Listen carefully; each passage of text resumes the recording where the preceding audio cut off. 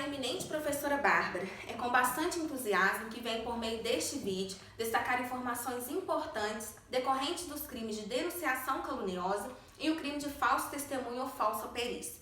Ambos os crimes estão previstos no capítulo 3 do Código Penal, respectivamente nos artigos 339 e 342, e são crimes contra a administração da justiça. É muito comum ouvirmos a expressão "vou te processar", seja numa discussão, desacordo ou até mesmo em brincadeira com os amigos. Mas muitas das vezes, a pessoa que está falando não tem a menor noção do que pode acontecer contra ela mesma quando dar causa a uma instauração de investigação policial, de processo judicial, instauração de investigação administrativa, inquérito civil ou ação de improbidade administrativa contra alguém, imputando-lhe crime de que o sabe inocente. A pena será de reclusão de 2 a 8 anos e multa. Portanto, se houver alegações e acusações que derem seja um processo, o agente deverá apresentar provas concretas que confirmem suas acusações. Do contrário, o agente responderá pelo crime de denunciação caluniosa. Para que o crime seja considerado consumado, é necessário que seja atribuído crime a uma pessoa inocente e que seja instaurado um processo ou investigação contra essa pessoa. A pena será aumentada de sexta parte se o agente se serve de anonimato ou de nome suposto e será diminuída de metade se a imputação for de prática de contravenção. Portanto, atribuir falso crime a quem é inocente para que seja investigado e processado é crime. Também cometerá crime aquele que fazer afirmação falsa, ou negar, ou calar a verdade, como testemunha, perito, contador, tradutor ou intérprete em processo judicial ou administrativo, inquérito policial ou em juízo arbitral. A tipificação deste crime está prevista no artigo 342 e trata-se do crime de falso testemunho ou falsa perícia. Para que o crime seja considerado consumado, basta que o agente pratique qualquer das atividades referidas no artigo e não há necessidade do ato ter produzido consequências. Se o agente desistir da mentira e contar a verdade no processo que ele mentiu, o crime deixa de existir, mas a retratação deve ocorrer antes da sentença.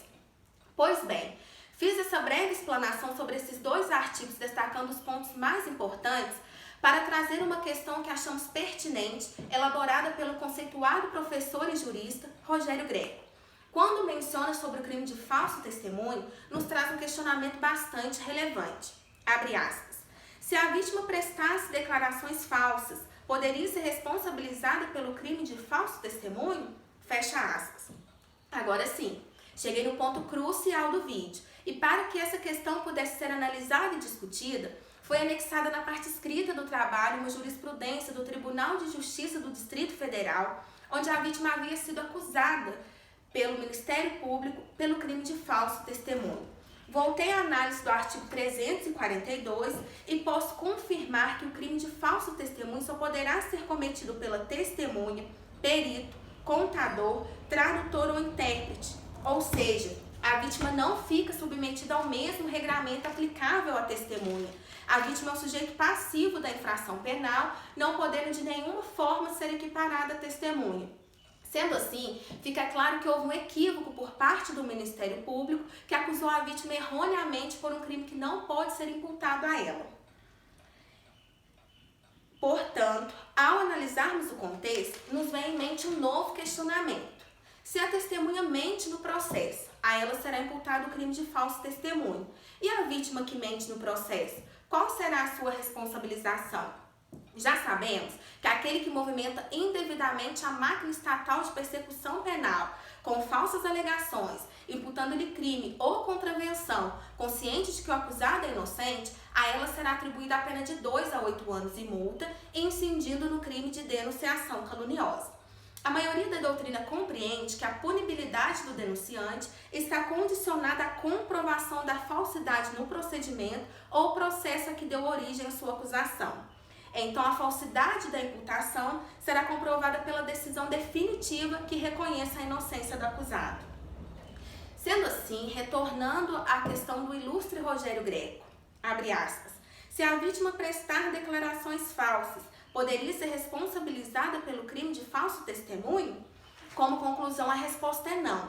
mas é possível que, por hora, a vítima seja responsabilizada pelo crime de denunciação caluniosa. No caso da jurisprudência que evidenciamos, a vítima que havia sido acusada pelo Ministério Público pelo crime de falso testemunho não foi incriminada pelo crime de denunciação caluniosa pelo fato do acusado ter confessado o delito, o que foi pressuposto fundamental de que as alegações da vítima eram procedentes e verídicas. Então, eram esses os pontos relevantes que gostaria de destacar em relação ao crime de denunciação caluniosa e o crime de falso testemunho ou falsa perícia.